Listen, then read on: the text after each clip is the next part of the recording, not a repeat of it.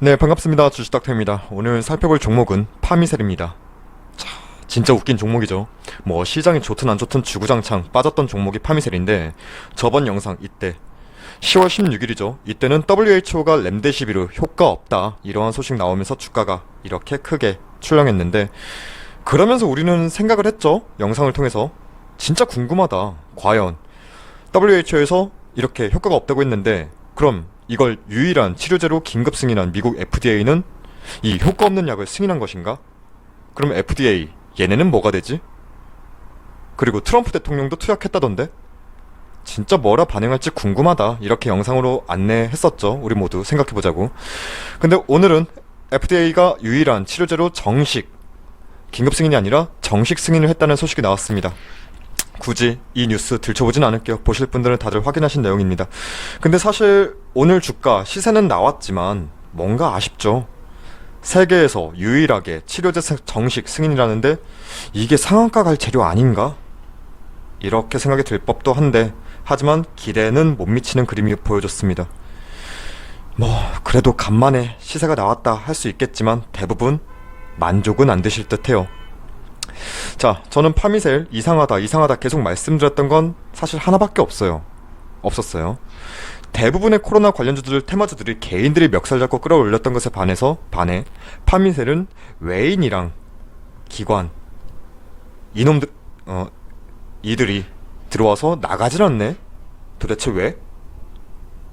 시세가, 이거를 좀 지우고, 시세가 나오기 시작했던 3월, 이때부터 3월에는 뭐 외인이 88만 주, 그리고 기관이 7만 주, 개인은 그때도 팔았고요. 그럼 5월에는 외인이 39만 주, 기관이 또 22만 주 샀고, 그럼 6월에는 외인이 14만 주, 기관이 1000주 이렇게 샀고, 다음 8월에는 외인과 기관도 매집했고, 엄청난 하락장을 보여줬던 이때 9월에도 결과적으로 외인은 한 달 동안 46만 주 매집했고, 기관이 팔긴 했지만 한 달 동안에 매매 총합으로 따지면 13,000주 이 정도밖에 안 팔았어요. 별로 안 팔았죠.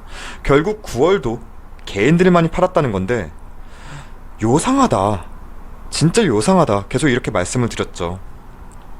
근데 어느 정도 이렇게 외인과 기관이 계속 매집을 진행하고 있던 이유는 어느 정도는 추측해 볼 수 있는 건, 여기 공매도 종합포털을 보시면 코로나 사태 이전에 1년 전에 공매도 잔고 수량이 1월부터 2월까지 평균 250만 주 정도의 공매도 잔고 수량이 있었는데, 자, 근데 보시면 아시겠지만 3월 이후에 주가가 떨어지긴커녕 엄청 올랐죠. 파미셀 주가가 코로나 사태로. 근데 지금 파미셀 10월 20일자 기준으로 본다면 지금 공매 잔고 수량이 97만 3110주예요 250만 주에서 97만 주가량으로 확 줄었다는 거예요. 절반 이상이 공매 물량이 상환되었다는 것이고, 공매 비중도 이전에 4.1%에서 지금 1.62%까지 낮아졌죠. 즉 공매 물량을 청산하기 위해서 일단 공매 세력, 뭐 외인이든 기관이든 누가 될지 모르겠지만 공매 세력이 매수해서 쌓아놓은 물량들 청산 진행했다, 차근차근. 이렇게는 추측해 볼 수 있겠는데, 근데 또 일단은 가장 유력한, 저희가 볼 때는 그렇게 보는데, 또 어떻게 보면 뭔가를 기다리나 이런 생각이 들기도 하지만, 뭐 감으로 투자할 순 없죠. 뭐 어찌됐든 오늘 파미셀 시세 꽤나 강하게 나오고, 외인과 기관은 오늘 팔았을걸요. 네, 외인과 기관은, 외인은 16만 5천 주, 기관은 8만 7천 주 때맞춰 팔았다. 여기까지는 우리 모두가 확인할 수 있습니다. 그럼 우리가 정말 확인해야 되는 건, 자, 렘데시비르 관련해서는 사실 이 이상 뭐 나올 게 없어요. 코로나 치료제로 정식 승인이 되었다는데 그 이상 뭐가 더 있겠어요. 이제는 결국 실적이 뒷받침돼 줘야만 합니다. 여러분들이 파미셀 기대했던 이유가 이거 아닌가요?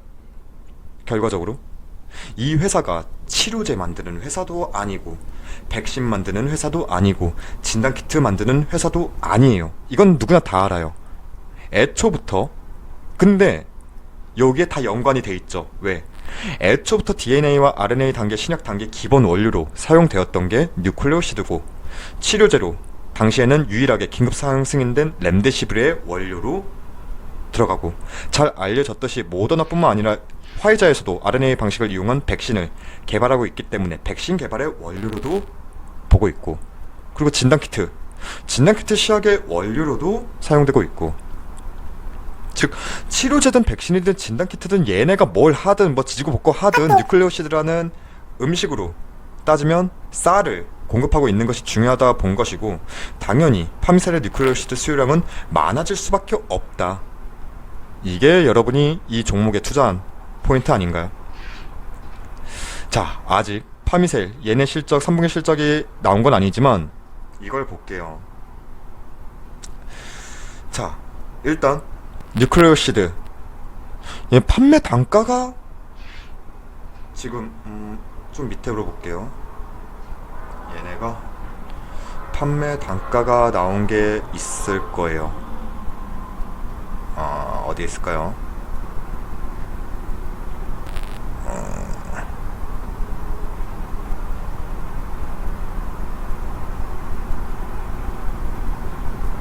못 찾겠네요. 일단 뉴클레오시드의 판매 단가가 제가 확인한 바로는 줄어들진 않아요. 단가는 높아지고 있어요.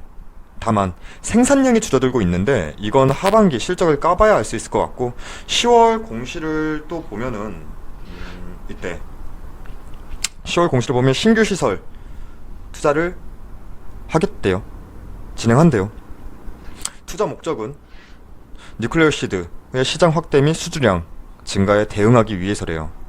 뭔가 회사 측에서도 얘기 나오는 게 있으니까 투자 진행하는 거겠죠. 그렇게 믿고는 있는데 아무것도 없이 엄한 돈 쓸 장사꾼은 없잖아요. 회사 기대감은 여전히 버릴 순 없지만 결국은 이제는 단순한 이러한 기대감이 아니라 실적으로 찍혀야 하는 시점이 도래했다, 이렇게 보는 것이고, 매매 관점 잡고 본다면 어느 정도 지금은 손실은 감안해도 시세 나올 때마다 비중은 조금씩은 가볍게 정리하면서